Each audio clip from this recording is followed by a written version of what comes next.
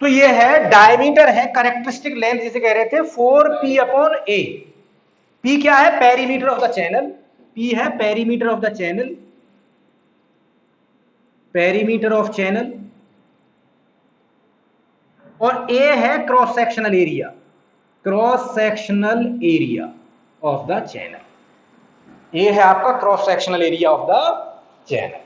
अब अक्सर होता क्या है, ये टर्म इसलिए यूज किया गया, जैसे हमने कहा कि channel need not be circular in shape, वो इलिप्टिकल हो सकता है, रेक्टेंगुलर हो सकता है, और किसी टेढ़ी मेढ़ी शेप का हो सकता है ना। तो इसलिए अगर देखिए पाइप है, देखिए पाइप अगर हो, फॉर एग्जाम्पल ये पाइप है सर्कुलर है ना, तो इसका पेरीमीटर क्या होता है? पाई डी। क्रॉस सेक्शनल एरिया क्या होता है? पाई डी स्क्वायर बाई 4। निकालिए जरा, कैरेक्टरिस्टिक लेंथ कितनी आ गई?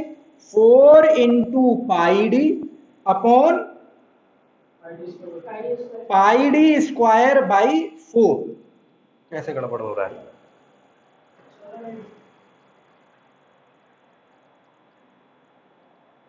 पाई डी स्क्वायर बाई 4, ये क्या हमने गलत लिख दिया? p बाई,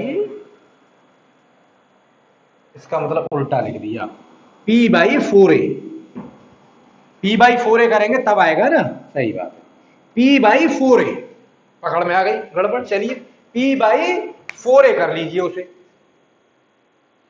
इसमें क्या लिखा हुआ है, कहीं है इसमें?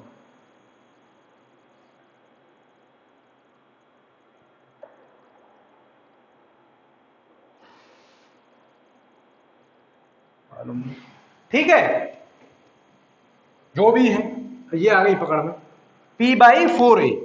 ठीक, तो 4 से 4 कट जाएगा, पाई से पाई कट जाएगा। पूरा ही उल्टा लिख दिया है, ये पूरा ही उल्टा लिख गया है ना, पूरा ही उल्टा लिख गया है। d equal to 4a by P. हम तभी जो कह रहे हैं 4 तो ऊपर ही आता था, लेकिन कैसे? 4a बाई पी, ये है, कर लीजिए correct. d equal to 4a by P, ये तो अपॉन डी में आ रहा था अभी, है ना? हाँ, ये हो गया, कोई बात नहीं। तो यही तो है, जब थोड़ा सा आप भी पढ़ लोगे तो आप भी ऐसे पकड़ लोगे अपनी गलती को, पकड़ में आ गई। तो ये हो गई। तो आप अल्टीमेटली करेंगे 4 into pi D square by 4 upon pi D, क्या बचेगा? डी बचेगा। क्या बचेगा? डी। ये है, यानी सर्कुलर पाइप है तो पूरा का पूरा डायमीटर उठा के लगा देंगे। सर्कुलर पाइप है तो कैरेक्टरिस्टिक लेंथ की जगह पे क्या रख देंगे? उसका डायमीटर। आपको कैलकुलेट करने की जरूरत नहीं है। और अगर सर्कुलर पाइप नहीं है तो आप इस फॉर्मूले से उसके लिए कैरेक्टरिस्टिक लेंथ उसकी कैलकुलेट कर लेंगे, और जो वैल्यू आएगी उसे रख देंगे। सही बात है, ये हो गया क्लियर। अभी जब चीजें फॉर्मूला पढ़ेंगे तो थोड़ा सा और इसका चक्कर पड़ेगा, उसको अलग से पढ़ेंगे, इसीलिए उसे बिल्कुल अलग करके पढ़ेंगे, पहले इसको पूरा खत्म कर लेते। ठीक, चलिए। तो अब आ जाते हैं नोट करके यहां पर। तो हम ये कह रहे थे अभी कि यहां पर एक फॉर्मूला यही रहेगा, चाहे लेमिनार फ्लो रहे या टर्बुलेंट फ्लो रहे। हेड लॉस का फॉर्मूला हम यही लिख के रखेंगे, 4FLV² 2GD या FLV² 2GD। हेड लॉस का फॉर्मूला हमारा यही रहने वाला है। तो फिर लेमिनार और टर्बुलेंट फ्लो में ये कैसे फर्क करेगा? तो देखिए लेमिनार और टर्बुलेंट फ्लो में देखिए ये वाला फैक्टर फर्क करेगा, ध्यान दीजिए कि F इक्वल टू, ये जो F की वैल्यू है ये डिसाइड करेगा। F इक्वल टू होगा 16 बाई RE। ये वाला ब्लैक वाला ही लिख रहा हूं ब्लैक से। अब मैं अलग अलग कर देता हूं, चलिए इसे कर देता हूं F डैश। अब आपको बता दिया ना मैं पूरा, लेकिन अब कर देता हूं इसको मैं यहां पर F डैश। अब आपको मालूम पड़ेगा कि अगर F भी होगा तो वो 4F उसमें छिपा हुआ है, इसका मतलब वो फ्रिक्शन फैक्टर है, और 4F लिखा हुआ है तो इसका मतलब F है कोएफिशिएंट ऑफ फ्रिक्शन। तो अब क्योंकि बार बार हमारे एक ही बोर्ड पर काम होना है तो हम इसे F डैश कर देते हैं। तो F इक्वल टू है 16 बाई RE, यानी अब F क्या है हमारा? ये कोएफिशिएंट फ्रिक्शन। अगर F डैश होता तो ये कितना हो जाता? 64 बाई, ठीक है ना, यानी फ्रिक्शन फैक्टर कितना हो जाएगा? 64 बाई। लिखते रहिए, ये है for laminar flow, for laminar, for laminar. ऊपर घटा लेता हूं, ऊपर लिखना शुरू कर, ये है फॉर लेमिनार। फ्लो लेमिनार है तो फ्रिक्शन फैक्टर या कोएफिशिएंट ऑफ फ्रिक्शन निकालने के लिए ये वाला फॉर्मूला यूज करेंगे, तब इसमें रखेंगे एफ की वैल्यू। अब फ्लो लेमिनार है टर्बुलेंट कौन बताएगा? Reynolds number. अगर रेनॉल्ड्स नंबर 2000 से कम है तो पहले इसका मतलब, अगर ऐसे न्यूमेरिकल तो बड़े नहीं आते लेकिन फिर भी एक प्रोसीजर बता देते हैं, अगर ऐसा न्यूमेरिकल आता है आपसे हेड लॉस निकालने के लिए, तो first of all you have to calculate the Reynolds number. पहले क्या करेंगे आप? रेनॉल्ड्स नंबर कैलकुलेट करेंगे, फिर ये चेक करेंगे कि whether this flow is laminar और टर्बुलेंट। अगर फ्लो लेमिनार आ जाएगा तो फिर कैलकुलेट करेंगे कोएफिशिएंट ऑफ फ्रिक्शन या फ्रिक्शन फैक्टर की वैल्यू बाय दिस फॉर्मूला। जब ये वैल्यू कैलकुलेट कर लेंगे तब इसमें रखेंगे और तब हेड लॉस निकालेंगे। अगर आर की वैल्यू, अब यहां पे आ जाइए, अगर आर की वैल्यू 4000 से ज्यादा आ जाती है तो इसका मतलब फ्लो क्या हो गया? टर्बुलेंट। अगर टर्बुलेंट फ्लो है तो एफ की वैल्यू होगी फिर 0.0791 अपॉन आर की पावर 1/4। देख लीजिए, अगर फ्लो टर्बुलेंट है तो एफ की वैल्यू यानी कोएफिशिएंट ऑफ फ्रिक्शन की वैल्यू 0.0791 अपॉन आर की पावर 1/4, यानी फिर फ्रिक्शन कोएफिशिएंट इस फार्मूले से निकालेंगे आप। तो यहां से फर्क हो गया नहीं होगा? लेमिनार और टर्बुलेंट फ्लो में अलग-अलग, दोनों अलग-अलग कैटेगराइज हो गए। और अगर फ्रिक्शन फैक्टर होता है तो जाहिर सी बात है 4 से मल्टीप्लाई कर दीजिए। 4 से मल्टीप्लाई करके मुझे लग रहा है इतना आएगा 0.316 अपॉन आर की पावर 1/4 से मल्टीप्लाई करके 0.316 आ जाएगा। ये मल्टीप्लाई इतना आ जाएगा। तो ये हो गया आपका फ्रिक्शन फैक्टर 3.16। सही है ना? हाँ 4 है तो अच्छा चौथे एलिमेंट तक में क्या रहता है? हाँ 4 एकम 4 है, 4 भी आएगा। सही बात है, हाँ ठीक है, चलिए पूरा ही। तो ये आ गया। अब जितना हमने अब तक पढ़ा है इसको थोड़ा सा रिपीट कर लेते हैं ठीक से। अब बता रहे हैं, फिर से पूरा रिपीट करके बता रहे हैं, इसलिए क्योंकि काफी चीजें आपको इंटरमिक्स हो गई होंगी ना, तो क्लियर करके बता रहे हैं। पहले लिख लीजिए, पूरा एकदम क्लियर करेंगे आराम से। अब देखिए समझिए, head loss given by this formula, चाहे लेमिनार फ्लो हो या टर्बुलेंट फ्लो, फॉर्मूला हम ये यूज करेंगे, जिसमें फिर एफ का चक्कर पड़ता है। वी क्या है? मीन वेलोसिटी, मैक्सिमम नहीं, mean velocity. D characteristic length या कैरेक्टरिस्टिक डायमीटर, एल उसकी लेंथ है पाइप की, एफ जो है अगर फॉर्मूला 4f है तो एफ क्या है? Coefficient of friction. अगर एफ होता सिर्फ तो होता friction factor, because friction factor is 4 times of coefficient of friction. फिर हमें अगर फ्लो लेमिनार है या टर्बुलेंट है तो यहां से 2-4 चीज हम अलग कर देंगे। अगर फ्लो लेमिनार है तो फ्रिक्शन कोएफिशिएंट की वैल्यू इस फार्मूले से निकलेगी, या 16I/RE। फ्रिक्शन फैक्टर जाएगा 4 गुना हो जाएगा 64/RE। अगर फ्लो टर्बुलेंट है यानी RE की वैल्यू 4000 से ज्यादा आ जाती है तो कोएफिशिएंट फ्रिक्शन की वैल्यू 0.0791 अपॉन RE की पावर 1/4। और अगर फ्रिक्शन फैक्टर की बात करें तो 4 से मल्टीप्लाई करेंगे 0.3164/RE की पावर 1/4। क्लियर यहां तक चीजें? ठीक है, तो ये पकड़ना है आपको। अब अगर ये आपके लिए अब होमवर्क है, अगर आप करना चाहें तो, मतलब मैंडेटरी नहीं, if you want to know the things के पीछे चल क्या रहा है, जो हमने पहले ही दिन आपको कंक्लूजन लिखा दिया था कि head loss in laminar flow velocity के लीनियर होता है और टर्बुलेंट फ्लो में वेलोसिटी की स्क्वायर के प्रोपोर्शनल होता है। दिखाया था ना, टर्बुलेंट फ्लो में वेलोसिटी का square, linear laminar flow velocity का लीनियर।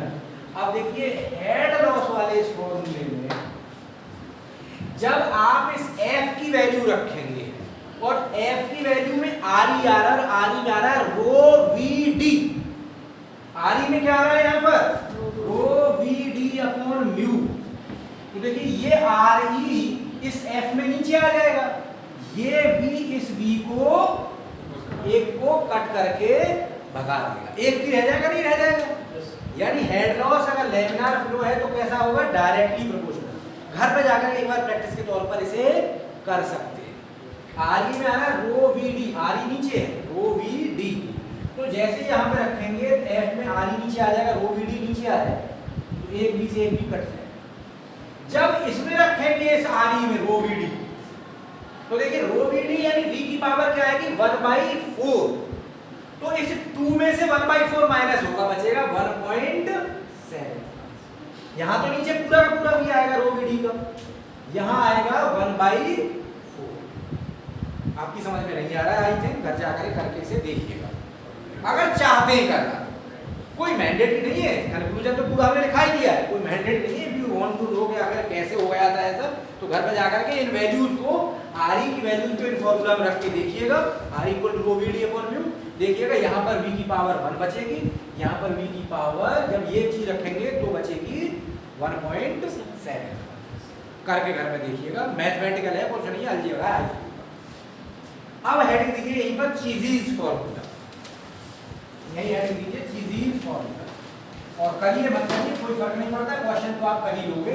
लैमिनार में लीनियर, टर्बुलेंट में पैरा, वो आता यहाँ से है, बस मेरा बताने का मुराद ये था कि वहाँ करा दिया था, वो यहाँ पर छिपा हुआ है, हवा में नहीं, वो यहाँ छिपा हुआ है।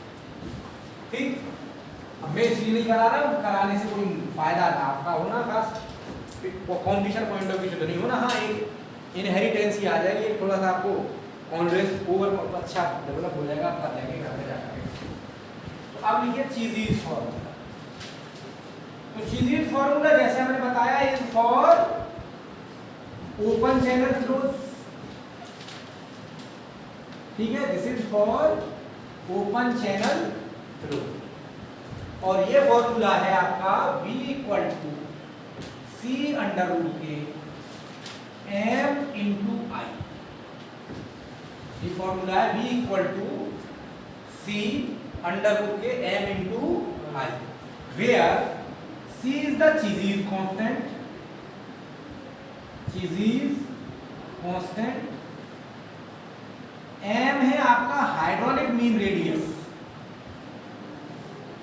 हाइड्रोलिक मीन रेडियस, असल तो यहां आता है मेन मकसद तो जनरली पाइप फ्लो तो सर्कुलर ही होते हैं, कभी कभी कोई रेक्टेंगुलर या अदर टाइप का यूज करेगा तो उस फॉर्मूले को लगाना यूज पड़ेगा, लेकिन ओपन चैनल फ्लो जनरली नदी नाले ऐसा भी बह रहा होगा तो उसकी कैसी भी शेप हो सकती है, यहाँ पर अक्सर आता है, इसलिए यहाँ पर कहते हैं इसको, एम को क्या कहते हैं, हाइड्रोलिक मीन रेडियस। आई है आपका head loss gradient, head loss gradient, यानी I इक्वल टू होता है HF upon L, head loss in particular length upon length of the pipe, तब हेड लॉस निकल के आएगा। इन सब चीजों को इसमें पुट करो, है ना, उस फॉर्मूला डायरेक्ट तो लिख ही नहीं जाता। और v वेलोसिटी है, mean velocity of flow, v mean velocity of flow, mean velocity of, v है मीन वेलोसिटी ऑफ, v है मीन वेलोसिटी ऑफ, ठीक है। तो m को देख लीजिए पहले, तो यहाँ पर m hydraulic mean radius, hydraulic mean radius का फॉर्मूला है a/p, ध्यान दीजिए। अब यहाँ पर इसका जो फॉर्मूला है hydraulic mean radius for open channel flow में, वो क्या है, a/p, यहाँ 4a/p नहीं है, यहाँ पर है a/p, ध्यान दीजिए। वहां पर क्या था 4a/p, यहाँ पर है a/p, यही जो चीज कह रहे हैं, यहाँ आकर के थोड़ा सा कंफ्यूजन है। ऐसे ही क्वेश्चन भी आते हैं, ध्यान दीजिए, जहां कंफ्यूजन होता है, जहां एम्बिग्युइटी होती है, एक सा नाम आंसर अलग अलग, वहां 4a/p, यहाँ पर a/p। तो इस तरीके से याद रखेंगे, सर ओपन चैनल फ्लो होगा तब a/p होगा, क्लोज चैनल फ्लो होगा तब 4a/p होगा, ऐसे याद रखिए। अब अलग अलग हो गया, ओपन चैनल फ्लो के लिए क्या होगा a/p, क्लोज चैनल फ्लो के लिए होगा 4a/p। यहाँ इनके नाम भी थोड़े अलग अलग हैं। A है आपका cross sectional area, cross sectional area of channel, channel नहीं, ऑफ फ्लो। चैनल तो बहुत बड़ा सा हो सकता है, लेकिन फ्लो हो रहा है उसकी तलहटी में, तो पूरा थोड़ी नहीं ले लोगे। किसका लोगे? फ्लो का। यानी जितने चैनल में फ्लो हो रहा है उतना क्रॉस सेक्शन एरिया लेना है आपको। दिखाऊंगा कैसे। अपॉन, अभी देख बता रहा हूं, upon wetted perimeter, upon wetted perimeter. Perimeter नहीं है यहाँ पर क्या वर्ड यूज कर रहे हैं? Wetted perimeter. कंसेप्ट समझिए क्या है। चीज ये है, फॉर एग्जांपल ये है आपका ओपन चैनल हो या क्लोज चैनल, चाहे तो ये पाइप हो, अब चाहे ये ऊपर से ऐसे क्लोज हो, कोई फर्क नहीं पड़ता। अगर इसमें फ्लूइड इस बस यहाँ तक फ्लो हो रहा है, अब ऊपर से ये पाइप ऊपर से ढकी हुई हो नहीं ढकी हुई, हमें तो कोई फर्क नहीं पड़ता, हमारे लिए तो दोनों ही केस में ये ओपन चैनल फ्लो है।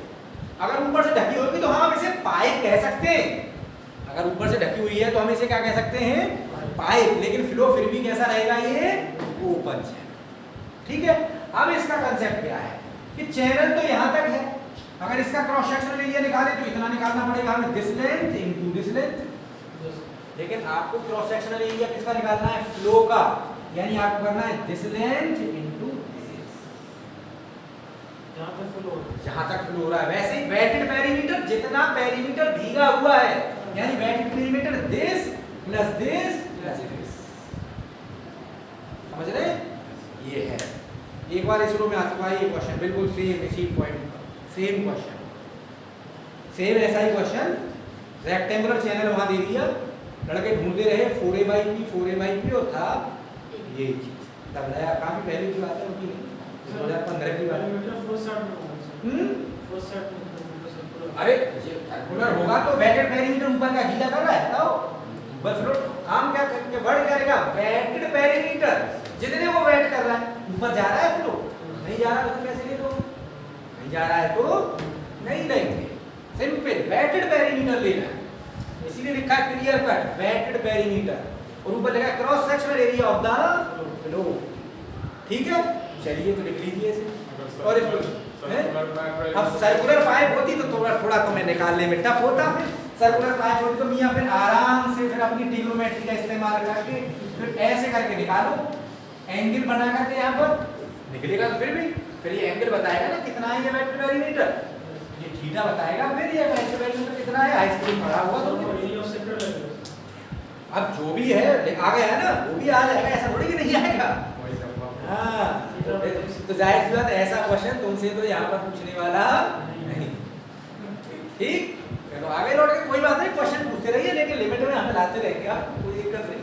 ठीक, नहीं तो तुम कल तक निकाल लाइएगा, और ये वेटेड पेरीमीटर तो फॉर्मूले से आ जाएगा, लेकिन एरिया तो बस इतना सा ही होगा, ये निकालना नहीं है। और टफ है टफ तो बहुत ज्यादा नहीं है, इसको निकालने का देखिए तरीका है। हाई स्कूल का हो तो पूरा एरिया इतना तो निकाल लोगे इसका, इसमें से माइनस ट्रायंगल का एरिया माइनस करोगे, but it become little bit cumbersome. इतना टाइम थोड़ी है बी के एग्जाम में तुम्हारे पास। हाँ, इतना देखिए, इतना टाइम थोड़ी है बी के टाइम। ठीक है, तो यहाँ तक क्लियर चीज। चलिए, तो टाइम आपका हो चुका है।